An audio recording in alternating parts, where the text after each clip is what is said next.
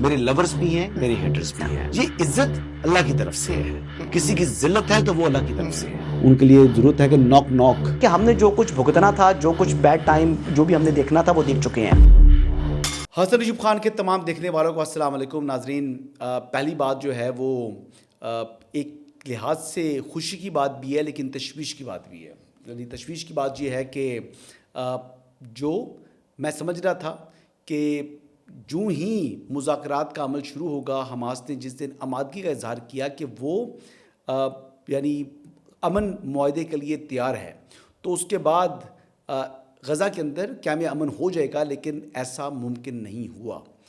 اس وقت تک بھی جو اسرائیل ہے وہ اپنی ہٹ درمی اور جارحیت جاری رکھتے ہوئے غزہ میں بمباری کر رہا ہے.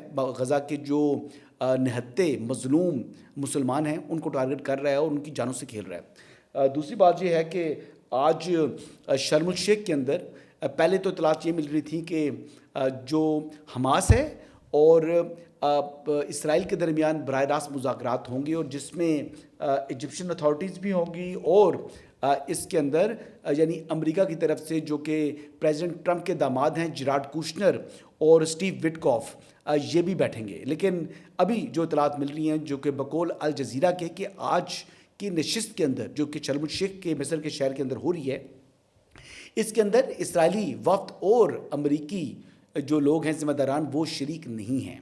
تو بہرحال جی امید یہی کی جا سکتی ہے کہ آج کے مذاکرات میں نہیں تو ہو سکتا ہے کہ کچھ جو پیرامیٹرز ہیں وہ طے ہو جائیں، تو پھر اس کے بعد کل براہ راست آمنے سامنے بیٹھ کر مذاکرات جو ہیں ان کا آغاز ہو جائے. لیکن بہرحال اس کے لیے جو بمباری جاری ہے وہاں پر اس کو روکنا ہوگا، کیونکہ جنگ کے ماحول کے اندر جب جنگ جاری ہو تو پھر مذاکرات نہیں ہوتی، آپ کو جنگ بندی کرنی پڑتی ہے.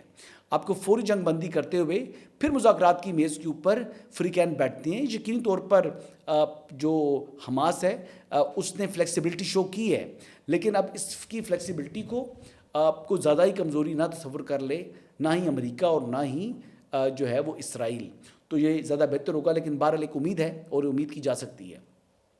آگے بڑھتے ہیں جی. اندرونی خبر ہماری کہ علیمہ خانم صاحبہ فرماتی ہیں کہ محسن نقوی صاحب بے شک جو برطانوی جو ہے وہ سیکرٹری آف اسٹیٹ سے، سیکرٹری خارجہ سے پوچھ لیں کہ انہوں نے عمران خان صاحب کی گرفتاری سے قبل ان کو ڈیل آفر کی تھی. اب وہ ڈیل آفر کرنے کی بات کر رہی ہیں علیمہ خانم. ایک طرف تو یعنی عمران خان صاحب کی گرفتاری سے قبل ڈیل آفر کرنے والی بات تو مجھے کو مضحکہ خیز لگ رہی ہے، لیکن بہرحال اگر ان کی بات کو تسلیم بھی کر لیا جائے تو پھر بات یہ ہے کہ یعنی آپریشن گولڈ سمتھ یعنی برطانوی حکام اگر عمران خان صاحب کو ڈیل دلانا چاہ رہے تھے یا اس کے لیے کچھ اپنا کردار ادا کر رہے تھے، تو اس کا مطلب یہ ہے کہ آپریشن گولڈ سمتھ جو ہے وہ آج بھی یعنی اس کے ذریعے برطانیہ جو ہے وہ ان کی فیور میں ہے. یہ تو یعنی کوئی مسلمان ملک تو آج تک عمران احمد نیازی جو کہ اڈیالہ کے چانسلر ہیں، جن کو یہ بقول جتنے بھی پی ٹی آئی کے ایکٹیوسٹ ہیں وہ تو اقوام عالم بلکہ اسلامک ورلڈ کے عظیم لیڈر جو ہے وہ قرار دیتے ہیں، لیکن اسلامی دنیا کے عظیم لیڈر کے لیے کوئی مسلمان ملک نہیں بلکہ برطانیہ جو ہے وہ آ رہا ہے اور ان کو ڈیل آفر کر رہا ہے. لیکن بہرحال میں آپ کو یہ بتا رہا ہوں کہ جس دن سے عمران احمد نیازی گرفتار ہوئے ہیں ان کو کسی نے کوئی ڈیل آفر نہیں کی، اور نہ ہی اس متعلق کوئی ارادہ ہے اس وقت، کیونکہ سیکورٹی حکام سے جو ہماری بات چیت ہوئی ہے اس میں واضح اور دو ٹوک انداز میں کہہ دیا گیا ہے کہ جی وہ جانیں اور ان کا کام جانیں، ان کے مقدمات جانیں اور عدالتیں جانیں. سو لہٰذا میں آپ کو اس حوالے سے بڑا پہلے بھی یعنی پر اعتماد طریقے سے یہ بات میں کرتا رہا ہوں اور آج پھر اس بات کو رپیٹ کرتا ہوں کہ اڈیالہ کا چانسلر اپنی مدت پوری کرے گا.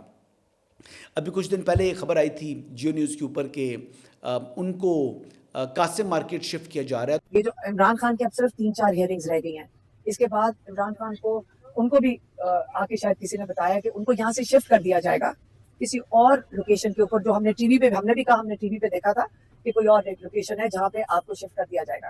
تو یہ 2-3 ہیئرنگز ہیں، اس کے بعد عمران خان کو مکمل بند کر دیا جائے گا. ہمارے لائرز تو یہ کہہ رہے ہیں کہ زیادہ سے زیادہ 3 ہیئرنگز ہیں، اس کے بعد بالکل ٹوٹل آئسولیشن میں عمران خان کو لے جائیں گے. میں نے اس دن بھی کہہ دیا تھا کہ یہ خبر غلط ہے اور اڈیالہ کا چانسلر اپنی مدت پوری کرے گا.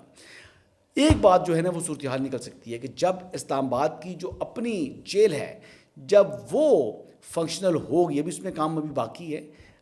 جو پرانا ٹول پلازا تھا 26 نمبر چنگی سے اگر ٹورڈز موٹر وے کی طرف آپ آتے ہیں تو پرانا جو ٹول پلازا تھا یہ آئی بلیو کہ جو علاقہ بنتا ہے بڑھانا بنتا ہے یہ گاؤں بڑھانا کے علاقے میں شاید یہ ایک جیل وہاں پر تعمیر ہوئی ہے اور اس میں ابھی کام باقی ہے. لیکن جب وہ کمپلیٹ ہوگی تو تب بشرا بیگم اور عمران احمد نیازی کو شفٹ وہاں پر کیا جائے گا. پھر تمام پرزنرز جو کہ اسلام آباد کے جو ہے ملزمان اور جو قیدی ہیں وہ پھر اسلام آباد کی جیل میں منتقل ہوں گے, کیونکہ اس وقت جو اڈیالہ جیل ہے وہ تو پنجاب حکومت کے زیر انتظام ہے اور اسلام آباد کی اپنی سینٹرل جیل کوئی ہے نہیں, تو لہٰذا وہ وہاں پر بطور چانسلر اڈیالہ جو ہے اپنی خدمات دے رہے ہیں یا اپنی سزا کاٹ رہے ہیں. آگے بڑھتے ہیں جی. آپ کے علم میں ہے کہ جس طریقے سے سندھ حکومت اور پنجاب حکومت آمنے سامنے ہیں اور اس حوالے سے آج عظمہ بخاری صاحبہ کہتی ہیں کہ پنجاب حکومت اتنی نفس کے اوپر سوار ہو چکی ہے کہ شرجیل انعام میمن صاحب جو کہ وزیر اطلاعات ہیں سندھ کے, انہوں نے چھٹی کے دن بھی چھٹی نہیں کی بلکہ پریس کانفرنس کی ہے. کیا فرما رہی ہیں عظمہ بخاری, یہ سنیے گا. کل جو ہے وہ اتوار والے دن جب وزیر اطلاعات سندھ تشریف لائے, سینئر منسٹر بھی ہیں وہاں کے, تو میں بڑی وہ ظاہر ہے میں ٹی وی دیکھ رہی تھی تو میں بڑی ایکسائٹڈ ہوئی. میں نے کہا ابھی جو ہے وہ رپورٹ آئی تھی جو سولر کے اندر جو پرابلم آیا ہے, تو میں نے کہا شاید اس کے اوپر کوئی کمیٹی بن گئی ہے, اس کے اوپر کوئی تحقیقات کا آغاز اناؤنس کرنے لگے ہیں, یا جو ہے وہ کوئی روٹی کی قیمت پہ, کوئی کوڑا اٹھانے پہ کسی کے اوپر جو ہے وہ کوئی کنسرن ہوگا جو وزیر اطلاعات صاحب تشریف لائے ہیں. لیکن انہوں نے ایز آلویز وہ جو کرنے کے لیے آئے تھے وہ وہی کر کے گئے. اور اتوار والے دن مطلب اتنا پریشر ہے مریم نواز کی جو ہے وہ گورنمنٹ کا اور ان کی کارکردگی کا کہ اتوار والے دن بھی جو ہے وہ چھٹی کرنے کو دل نہیں کیا, یہ شاید کروائی گئی. آپ نے عظمہ کی بات سنی تو پنجاب حکومت کے اور مریم نواز شریف صاحبہ کے یعنی ایک قسم کی ان کی حمایت میں جو سینیٹر پرویز رشید ہیں جو کہ اب زیادہ بات نہیں کرتے, لیکن انہوں نے مریم نواز شریف صاحبہ کے موقف کو جو ہے وہ اپناتے ہوئے اس کی حمایت بھی کی اور اس کی وضاحت بھی بیان کی. جو سینئر پولیٹیشین ہیں میرے فیورٹ ہیں پرویز رشید صاحب, وہ کیا فرماتے ہیں آئیے سنیے. دونوں کا اپنا اپنا موقف ہے, دستوں گرے بند نہیں ہے, اپنی اپنی رائے کا اظہار کر رہے ہیں. پیپلز پارٹی کا خیال تھا کہ سیلاب کے لیے دنیا سے امداد مانگنی چاہیے. پنجاب کی چیف منسٹر کا موقف ہے اور درست موقف ہے کہ ہمارے پاس اپنے وسائل موجود ہیں, ہم اپنے وسائل سے اپنے لوگوں کی مدد کر سکتے ہیں, اس لیے ہمیں کسی دوسرے ملک سے بھیک مانگنے کی ضرورت نہیں ہے. اور یہ وہ اسپرٹ ہے جو ہر پاکستانی کے دل کی آواز ہے. تو چیف منسٹر پنجاب نے پاکستان بھر کے لوگوں کی دل کی آواز جو ہے اس کا اظہار کیا. اور آپ دیکھ رہے ہیں کہ ابھی تک ہم نے پورے جو لوگ سیلاب کے پانی کا شکار ہوئے ہیں ان کو جو ریسکیو آپریشن تھا وہ ہم نے اپنے وسائل سے کیا اور کامیابی سے کیا ہے. اور یہ پاکستان کی تاریخ کا سب سے بڑا ریسکیو آپریشن ہے جو ہم نے کیا. نہ صرف انسانوں کو بچایا بلکہ ان کے مال مویشی کو بھی بچایا. نہ صرف انسانوں کو خوراک مہیا کی ہے بلکہ مال مویشی کو بھی خوراک مہیا کی ہے. نہ صرف انسانوں کو رہنے کی جگہ دی ہے بلکہ مال مویشی کے رہنے کے بھی بندوبست کیے. تو جب ہم اپنے وسائل سے ریسکیو آپریشن کر سکتے ہیں تو اپنے وسائل سے ان کی آبادکاری, ان کی بحالی بھی انشاءاللہ تعالیٰ کر سکتے ہیں. رہا سوال جو پاکستان پیپلز پارٹی آج کل اپنی جو پبلک ٹرانسپورٹ کے حوالے سے بات کر رہی ہیں, تو چند ایک بسوں کی ایک ویڈیو تو وہ چلا رہی ہیں, لیکن جو پبلک ٹرانسپورٹ ہے پورے سندھ کے اندر اس کو اگر آپ کمپیریزن کریں پنجاب کے ساتھ تو وہ نزدیک بھی نہیں آتی. یہ ویژولز آپ دیکھ رہے ہیں, اچھی بات ہے جی. پبلک ٹرانسپورٹ ایک معیاری پبلک ٹرانسپورٹ ہر شہری کا حق ہے. اور برطانیہ کے اندر سب سے بڑی خصوصیت کیا ہے جی, وہاں کا پبلک ٹرانسپورٹ سسٹم, ہر آدمی A to B جو ہے وہ جا سکتا ہے اور عزت کے ساتھ جا سکتا ہے. وہاں پر پنجاب کے اندر 900 الیکٹرک بسز لائی گئی ہیں. پنجاب کے اندر آپ کے معلوم ہے کہ اورنج ٹرین چل رہی ہے. پنجاب کے اندر اب نئی ٹرمپ لے کر آ گئے ہیں. اور اس کے علاوہ ہر شہر کے اندر جو ہے وہ ملتان کے اندر میٹرو موجود ہے اس وقت, جو راولپنڈی کے اندر, اور اس کے اور سب سے پہلی جو میٹرو تھی وہ لاہور کے اندر تھی, اور بتایا جا رہا ہے کہ فیصل آباد میٹرو کے اوپر بھی کام کا آغاز ہے, اور وہ کب فنکشنل ہوتی ہے یہ بھی ہم دیکھیں گے. لیکن پنجاب کے اندر اگر پبلک ٹرانسپورٹ کا معیار کو دیکھا جائے تو کوئی کمپیریزن نہیں ہے جی کسی اور صوبے کے ساتھ. ایون وفاق بھی اس کا مقابلہ نہیں کرتا. رہا سوال جی کہ اب ان کے درمیان جو اختلافات ہیں, ان اختلافات کو مد نظر رکھتے ہوئے جو خبر آئی ہے اس وقت کہ پریزیڈنٹ آصف علی زرداری صاحب نے محسن نقوی صاحب کو کراچی طلب کر لیا ہے.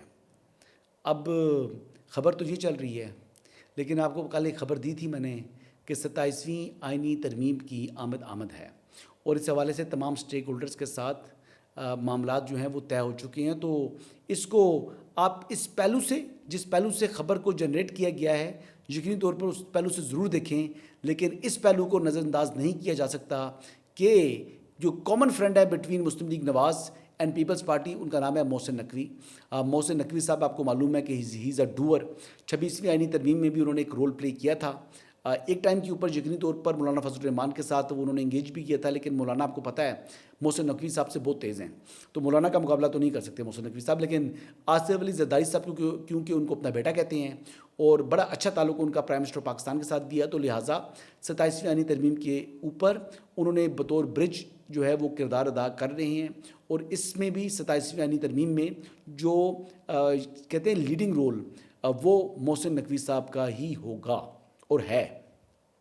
تو اس حوالے سے جی محسن نقوی صاحب بھی اب کراچی پہنچیں گے اور مزید جو تلخی ہے اس کو ختم کرنے کے لیے اپنا کردار بھی ادا کریں گے. اور 27ویں آئینی ترمیم کے اوپر بھی پریزیڈنٹ آصف علی زرداری صاحب کی جو ان پٹ ہوگی یا جو ان کی بیچ میں اپنی پوزیشن ہوگی اس کو شامل کرتے ہوئے پرائم منسٹر پاکستان کے پاس بھی آئیں گے اور ان کو اس حوالے سے اپڈیٹ بھی کریں گے. اچھا جی, اب یہ پریزیڈنٹ آصف علی زرداری صاحب اور محسن نقوی صاحب جو ہیں یہ بیٹھیں گے. میرے خیال سے اس معاملے کو خاصی حد تک جو ہے وہ فاسٹ ٹریک کیا جا رہا ہے, اور جو لوگ سمجھ رہے ہیں کہ بار کونسلز کے الیکشن کے بعد, میں خود سمجھ رہا تھا کہ بار کونسلز کے الیکشنز کے بعد 27ویں آئینی ترمیم ہوگی, تو میرے خیال کے مطابق امکان یہی ہے, آئی ریپیٹ اٹ, امکان, میں نہیں کہہ رہا حتمی طور پر, امکان یہی ہے کہ یہ بار کونسلز کے الیکشن سے پہلے 27ویں آئینی ترمیم ہو جائے. اور یہ خالی یہاں پر نہیں رکے گا معاملہ, بلکہ اس میں بہت سی چیزیں اور بھی شامل ہوں گی. لیکن میں نے تو آپ کو پرنسپلی وہ بتایا ہے کہ جو معاشی کنسٹرین ہیں فیڈرل گورنمنٹ کو, اس کو کسی لحاظ سے ایک ورکیبل اور ایک ون ون سچویشن کے تحت صوبوں اور وفاق کے درمیان ایک نیا فارمولہ جو ہے اس کے اوپر اتفاق ہو چکا ہے پرنسپلی.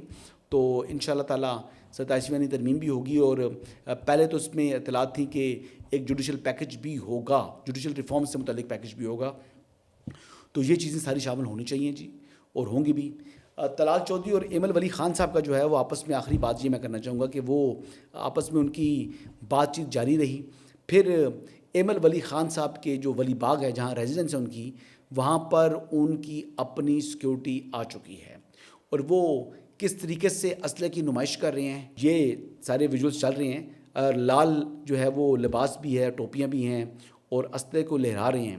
تو یہ چیزیں جو ہیں یہ ویژولز سیکیورٹی کی حد تک تو ٹھیک ہیں جی, لیکن ٹیررائز کرنے کے حوالے سے کوئی مناسب نہیں ہے. ایمل ولی خان صاحب کی جو اپنی پارٹی ہے وہ ان کے حق میں بھرپور طریقے سے میدان میں آئی ہوئی ہے. امیر حیدر ہوتی صاحب انہوں نے بھی مسلم لیگ نواز کی حکومت پر تنقید کا نشانہ بنایا ہے. وہ سمجھتے ہیں کہ جو الیکشن ہارے ہیں وہ ہارنے کی وجہ شاید ان کا ووٹ دینا ہے مسلم لیگ نواز کو. تو بات یہ ہے کہ آئندہ نہ ووٹ دیں جی, نہ دیں ووٹ ان کو, اور نہ ہی آپ ان کے ساتھ چلیں. لیکن ایمل ولی خان صاحب نے ابھی تک جواب نہیں دیا کہ وہ مریشس انکلیو کے اندر جو انہوں نے ریزیڈنس سرکاری حاصل کی ہوئی ہے وہ کس اصول کے تحت حاصل کی ہے. یہ اصول کی بات وہ کرتے ہیں, تو وہ اصول کو انہوں نے بیان نہیں کیا. لیکن بہرحال سیکیورٹی ذرائع سے جب ہماری بات ہوئی تھی اس معاملے کے اوپر, تو انہوں نے واضح اور دو ٹوک انداز میں بتا دیا تھا جی کہ ایک کہ پرائم منسٹر پاکستان وہاں پر موجود تھے جب فیلڈ مارشل نے وہاں پر ریئر ارتھ منرلز جو ہیں وہ پریزیڈنٹ ٹرمپ کو دکھا رہے تھے, اور دوسرا وہ پرائم منسٹر کی یہ سوابدید ہے بطور chief executive of the country کہ وہ کسی کو بھی کوئی بھی ٹاسک اپنے جو اپنے انڈر جو ان کے ادارے ہیں ان میں کسی بھی ادارے سے کوئی بھی کام وہ کروا سکتے ہیں. اور فوج بھی جو ادارہ ہے وہ آئین پاکستان کے تحت کریٹ ہوا ہے, جس کی ذمہ داری بنیادی ذمہ داری سیکیورٹی کی ہے. لیکن اس کے علاوہ بھی کوئی بھی ذمہ داری اس کو پرائم منسٹر آف پاکستان جو ہے وہ سونپتے رہتے ہیں. کووڈ کے اندر اگر آپ کو یاد ہوگا کہ NCOC جو بنی تھی, NCOC کا جو برین چائلڈ تھا وہ تو ڈاکٹر توقیر صاحب کا تھا, لیکن ڈاکٹر توقیر صاحب تو فوراً چلے گئے تھے. پھر اسد عمر صاحب اس کو جو ہے وہ ہیڈ کرتے تھے, لیکن سارا نیچے جو میکنزم تھا اس کے اندر پاک فوج اس میں اس نے اپنا کی رول پلے کیا جو کہ دنیا نے اپریشیٹ کیا. تو پاک فوج کو جہاں پر بھی پرائم منسٹر پاکستان حکم دیں گے, جو بھی اس وقت کا پرائم منسٹر ہوگا وہ ان سے جو ہے وہ کام لے سکتا ہے, کیونکہ یہ ریاستی ادارے ہیں, وہ ریاست کے انڈر آتے ہیں, اور ریاست کا جو سربراہ ہے اس وقت, پاکستان کی جو ریاست اس وقت ہے, اس کا چیف ایگزیکٹو جو ہے وہ پرائم منسٹر پاکستان ہے, اور جو اس کا سربراہ ہے وہ پریزیڈنٹ پاکستان ہے. تو پرائم منسٹر کی یہ صوابدید ہے جی, وہ جب چاہے جس ادارے سے چاہے کوئی بھی کام لے, اور فیلڈ مارشل سے اگر اس ضمن میں وہ کام لینا چاہ رہے ہیں تو اس پر کوئی بے اصول کی بات نہیں ہے, وہ اصول کی بات ہے. اور انہوں نے کوئی پرائم منسٹر کو بائی پاس کر کے خود کوئی ریئر ارتھ منرلز اٹھا کر نہیں لے گئے تھے, بلکہ پرائم منسٹر کی موجودگی میں انہوں نے پریزیڈنٹ ٹرمپ کو وہ چیزیں دکھائیں, تاکہ ان کا مقصد یہ تھا کہ پاکستان اپنا کشکول توڑے, اپنے ہی وسائل جو ہے وہ بڑھائے, اپنے ہی جو ہے وہ جو اس کے پاس ایک اثاثے موجود ہیں ایک قسم کے, ان کو جو ہے وہ اچھی طریقے سے استعمال کرے, اور اپنا ملک کا قرض بھی اتارے, اور خود ملک کو اپنے پاؤں پر کھڑا کرے. میرے خیال سے یہ دانشمندی ہے, نہ کہ یہ کوئی اس کے اوپر کسی قسم کی پوائنٹ سکورنگ کرنی چاہیے. یہی آج کے اپڈیٹس ہیں جی. انشاءاللہ کل دوبارہ آپ کی خدمت میں حاضر ہوں گے. اجازت دیجیے گا. اللہ حافظ.